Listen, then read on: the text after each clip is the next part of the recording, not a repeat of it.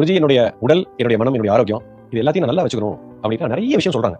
நீ உங்களுக்கு சாப்பிடணும், நைட்டு சீக்கிரம் படுத்து தூங்கணும், காலையில சீக்கிரமா எந்திரிக்கணும், வாக்கிங் போகணும், இதை செய்யக்கூடாது, அதை செய்யக்கூடாது, இந்த மாதிரி விஷயங்களுக்குள்ள பண்ணாத. இது மாதிரி ஒரு நூற்றுக்கணக்கான விஷயத்தை உலகத்துல நிறைய பேர் எனக்கு அட்வைஸா கொடுக்குறாங்க. எனக்கு இருக்கே பிடிக்குது குருஜி. நான் எங்க இருந்து ஆரம்பிக்கிறதுனே தெரியல. நான் எங்க இருந்து ஆரம்பிக்கிறது?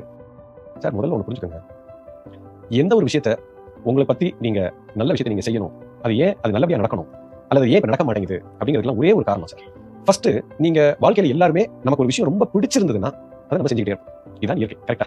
உங்க காலையில இருந்து ராத்திரி வரைக்கும் பிடிச்ச விஷயத்தை செய்வீங்க, பிடிச்ச மனிதர்களை பார்ப்பீங்க, பிடிச்ச கேம் விளையாடுவீங்க, பிடிச்ச ஸ்போர்ட்ஸ்ல இருப்பீங்க, பிடிச்ச சட்டையை வாங்குவீங்க, பிடிச்ச கார் வாங்குவீங்க, பிடிச்ச மொபைல் வாங்குவீங்க. எல்லாமே நமக்கு பிடிச்சது தான் ஆட்டோமேட்டிக்கா செய்ய தோணும். அப்போ எந்த ஒரு விஷயத்தை ஆட்டோமேட்டிக்கா நீங்க செய்றீங்களோ அதை செஞ்சுக்கிட்டே இருப்பீங்க. பிடிக்காத ஒரு விஷயத்தை தான் ஃபோர்ஸ் பண்ணணும்.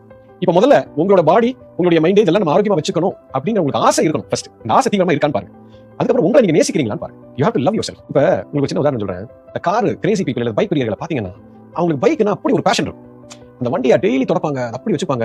அந்த பைக்ல ஒரு சின்ன சவுண்ட் வருது, சைலன்ஸ்ல ஒரு சின்ன சத்தம் வருதுன்னா உடனே போய் மெக்கானிக்க போய் பார்த்து கரெக்ட் பண்ணணும்னு பார்ப்பாங்க. கார்பரேட்ல சவுண்ட் வருதா, பிரேக் வந்து கொஞ்சம் வீக்கா இருக்கிற மாதிரி இருக்கு, சின்ன ஒரு பிரச்சனை வந்தாலும் உடனே போய் சரி பண்ணிடுவாங்க.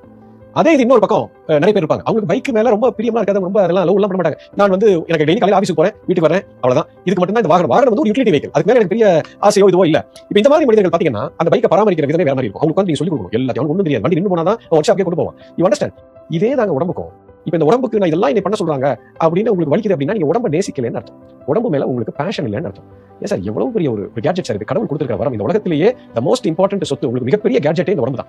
இந்த உலகத்துல இருக்கிற மத்த கேட்ஜெட் எல்லாம் பார்த்து ஆச்சரியப்படுறீங்க. நீங்க லேட்டஸ்ட் மொபைல் போன், ஒரு டிவி, ஒரு கம்ப்யூட்டர், ஒரு காரை பார்த்து ராக்கெட் விட்டுருக்கான், என்னென்னமோ இன்னைக்கு நடக்குது, இதெல்லாம் பார்த்து நீங்க ஆச்சரியப்படுறீங்களே. இதெல்லாம் கண்டுபிடிச்சது யாருங்க? இந்த உடம்பு, இந்த மைண்ட் தானே. நீங்க தானே கண்டுபிடிச்சிருக்கீங்க. அப்ப இதை விட ஒரு பியூட்டிஃபுல் கேட்ஜெட் இந்த உலகத்துல இருக்க முடியுமா? நினைச்சே பார்க்க முடியாத ஒரு கேட்ஜெட் கையில வச்சிருக்கீங்க சார். என் உடம்புக்கு நான் இப்படி செய்யணும், இந்த உணவு கொடுக்கணும், இப்ப தூங்கணும், இப்படி எந்திரிக்கணும் சொல்றதெல்லாம் விட்டுருங்க. முதல்ல இந்த உடம்ப மேல உங்களுக்கு அக்கறை இருக்கா பாருங்க. இதை நீங்க லவ் பண்றீங்களான்னு பாருங்க. உங்களை நீங்க லவ் பண்றீங்களான்னு பாருங்க. That is the most important. வாழ்க்கையில இது வந்து ஒரு சாதாரண மனுஷன் இல்லங்க, மிகப்பெரிய மனிதர்களே இந்த தவறு செய்றாங்க. மிகப்பெரிய செல்வந்தர்கள், மிகப்பெரிய உயரத்துல உச்சகட்டத்துல வியாபாரத்துல ஜெயிச்சவங்க, உலகத்திலே பெரிய சாதனையாளர்கள் கூட இந்த கவனிக்க தவறிடுறாங்க. ஏன் நீங்க நமக்கு எல்லாத்துக்கும் தெரிஞ்ச ஒரு பெஸ்ட் ப்ராடக்ட், பெஸ்ட் கம்பெனின்னு சொன்னா ஆப்பிள் கம்பெனி சொல்லலாம். அதனுடைய நிறுவனர் ஸ்டீவ் ஜாப்ஸ் எடுத்துக்கங்க. உலகத்துக்கே சிறந்த ஒரு ப்ராடக்ட் கொடுத்தார். அற்புதமான ஒரு கம்ப்யூட்டரோ, ஒரு ஆபரேட்டிங் சிஸ்டமோ, ஒரு மொபைல் போனோ உலகத்துக்கு கொடுத்தார். இன்னைக்கு அந்த பிராண்ட் வந்து மிகப்பெரிய ஒரு ரெப்யூட்டட் பிராண்டாக இன்னைக்கு உலகத்துல இருக்குது. இவ்வளவு அற்புதமான ஒரு பொருளை உற்பத்தி செஞ்ச ஒரு மனிதர், கடவுள் கொடுத்த இந்த உடம்பு அந்த ஒரு கேட்ஜெட்டை போட்டு விட்டார். பாத்தீங்களா எவ்வளவு சீக்கிரம் இறந்து போயிட்டார் பாருங்க. ஏன்னா கவனிக்கல. அவர் சாகும்போதும் அதை தான் சொல்லிட்டு போனார். You understand? என்ன நான் பண்ண பெரிய தவறு, என் உடம்பை கவனிக்காம விட்டேன், இது மாதிரி யாருமே என்ன தவறு செய்யாதீங்க, நான் பெரிய ஒரு தவறை செய்து விட்டேன்னு அவருடைய டெத் பெட்ல இருந்து பேசுறாரு. நல்லா புரிஞ்சுக்கங்க சார், கடவுள் கொடுத்துருக்கிற வரம் இது.